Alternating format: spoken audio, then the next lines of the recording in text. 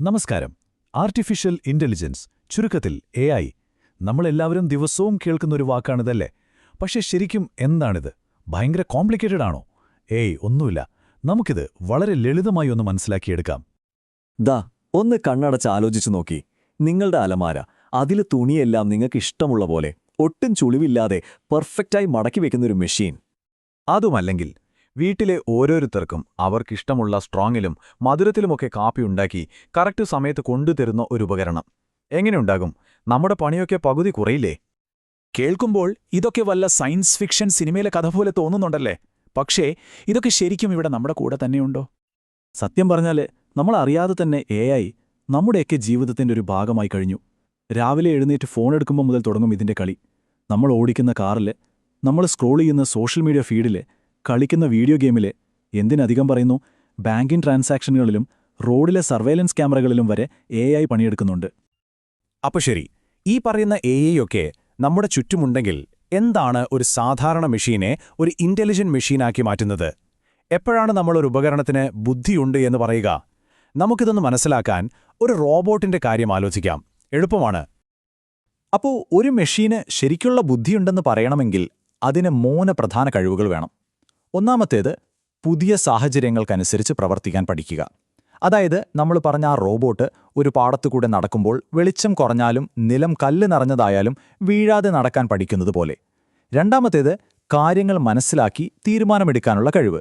മുന്നിൽ ഒരു നല്ല ടാറിട്ട വഴിയും ഒരു കല്ല് നിറഞ്ഞ വഴിയുമുണ്ടെങ്കിൽ ഏതിലൂടെ പോയാലാണ് എളുപ്പമെന്ന് തീരുമാനിക്കാൻ കഴിയണം. ഇനി മൂന്നാമത്തേത്, പ്രശ്നപരിഹാരം. വഴിക്ക് കുറുകെ ഒരു ചെറിയ തോടുണ്ടെങ്കിൽ അവിടെ കിടക്കുന്ന ഒരു പലകയെടുത്തിട്ട് അപ്പുറം കടക്കാൻ അതിന് തോന്നണം. ഈ 3 കാര്യങ്ങളും ഒരുമിച്ച് വരുമ്പോഴാണ് ഒരു AI യഥാർത്ഥത്തിൽ ഇന്റലിജന്റ് ആകുന്നത്. ഓക്കെ, അപ്പോൾ AIക്ക് വേണ്ട കഴിവുകൾ എന്തൊക്കെയാണെന്ന് നമുക്കൊരു ഐഡിയ കിട്ടി. ഇനി AIയെ പ്രധാനമായി 2ആയിട്ട് തിരിച്ചിട്ടുണ്ട്. അതാണ് വീക്ക് AIയും സ്ട്രോങ് AIയും. ഈ ഒരു വ്യത്യാസം നമ്മൾ എന്തായാലും മനസ്സിലാക്കിയിരിക്കണം. വീക്ക് AI പിന്നെ സ്ട്രോങ് AI. പേര് കേൾക്കും പോലെ തന്നെ വീക്ക് AI എന്ന് പറഞ്ഞാൽ ഒരു പ്രത്യേക കാര്യം ചെയ്യാൻ മാത്രം മിടുക്കുള്ള ഒന്നാണ്. ഉദാഹരണത്തിന് ഗൂഗിളിന്റെ ആൽഫാഗോ. ഗോ എന്ന ഗെയിം കളിക്കാൻ അതിനെ വെല്ലാൻ ആളില്ല. പക്ഷേ ആൽഫാഗോയോട് ഒരു കളി ചെസ്സ് കളിക്കാൻ പറഞ്ഞാൽ അതിന് പറ്റില്ല. കാരണം അതിനെ പഠിപ്പിച്ചത് ഗോ കളിക്കാൻ മാത്രമാണ്. ഇനി സ്ട്രോങ് AI എന്ന് പറഞ്ഞാലോ, അത് നമ്മൾ സിനിമയിലൊക്കെ കാണുന്ന പോലത്തെ ആളാണ്. അവഞ്ചേഴ്സിലെ ആൾട്രോണിനെയൊക്കെ ഓർമ്മയില്ലേ? മനുഷ്യരെ പോലെ സ്വയം ചിന്തിക്കാനും സ്വന്തമായി തീരുമാനങ്ങളെടുക്കാനും കഴിവുള്ള ഒന്ന്. ഒരു കാര്യം പ്രത്യേകം ഓർക്കണം, ഇന്ന് നമ്മുടെ കയ്യിലുള്ളതും നമ്മൾ ഉപയോഗിക്കുന്നതുമെല്ലാം വീക്ക് AI ആണ്. സ്ട്രോങ് AI ഇപ്പോഴും സയൻസ് ഫിക്ഷനിൽ മാത്രമാണ്. അപ്പോൾ നിങ്ങൾക്കൊരു സംശയം വരാം, അലക്സയോടും ഗൂഗിൾ അസിസ്റ്റന്റിനോടും ഒക്കെ നമ്മൾ എന്ത് ചോദിച്ചാലും മറുപടി തരുമല്ലോ, പാട്ട് വെക്കും, തമാശ പറയും. അപ്പോൾ അതൊരു വീക്ക് AI ആണോ? അതെ, സത്യത്തിൽ അതും ഒരു വീക്ക് AI ആണ്. നമ്മൾ പ്ലേ ഡെസ്പെസിറ്റോ എന്ന് പറയുമ്പോൾ അതിലെ പ്ലേ ഡെസ്പെസിറ്റോ തുടങ്ങിയ കീവേഡുകൾ തിരിച്ചറിഞ്ഞ് ആ കമാൻഡിന് വേണ്ടി എഴുതി വെച്ചിട്ടുള്ള ഒരു പ്രോഗ്രാം റൺ ചെയ്യുക മാത്രമാണ് അലക്സ ചെയ്യുന്നത്. അല്ലാതെ പാട്ട് ആസ്വദിച്ചു വെക്കുകയൊന്നുമല്ല. അതിനെ ട്രെയിൻ ചെയ്യാത്തൊരു പുതിയ കാര്യം ചെയ്യാൻ അതിന് കഴിയില്ല. ഇനി നമുക്കെല്ലാവർക്കും എപ്പോഴും കൺഫ്യൂഷൻ ഉണ്ടാക്കുന്ന 3 വാക്കുകളുണ്ട്: ആർട്ടിഫിഷ്യൽ ഇന്റലിജൻസ്, മെഷീൻ ലേണിംഗ്, പിന്നെ ഡീപ്പ് ലേണിംഗ്. ഇവ തമ്മിലുള്ള ബന്ധം എന്താണെന്ന് നമുക്ക് വ്യക്തമാക്കാം. ഇതിലെ ഏറ്റവും വലിയ ആശയം, അല്ലെങ്കിൽ ആ വലിയ വൃത്തമെന്ന് പറയുന്നത് AI ആണ്. അതായത് മെഷീനുകൾക്ക് മനുഷ്യരെ പോലെ ചിന്തിക്കാനും പഠിക്കാനും പ്രശ്നങ്ങൾ പരിഹരിക്കാനുമുള്ള കഴിവ് നൽകുക എന്ന ആ ഒരു വലിയ ലക്ഷ്യം. അപ്പോൾ ഈ വലിയ ലക്ഷ്യത്തിലേക്ക് എത്താനുള്ളൊരു പ്രധാനപ്പെട്ട വഴിയാണ് മെഷീൻ ലേണിംഗ് അല്ലെങ്കിൽ ML. ഇവിടെ സംഭവിക്കുന്നത്, ഒരുപാട് ഡേറ്റ കൊടുത്തിട്ട് അതിൽ നിന്ന് മെഷീൻ സ്വയം കാര്യങ്ങൾ പഠിച്ചെടുക്കുകയാണ് ചെയ്യുന്നത്. നമ്മൾ ഓരോ നിയമങ്ങളും പ്രത്യേകം പറഞ്ഞു കൊടുക്കേണ്ടതില്ല. ഇനി ഡീപ്പ് ലേണിംഗ് അഥവാ DL എന്ന് പറഞ്ഞാലോ, അത് മെഷീൻ ലേണിംഗിൻ്റെ തന്നെ ഒരു സ്പെഷ്യൽ വിഭാഗമാണ്.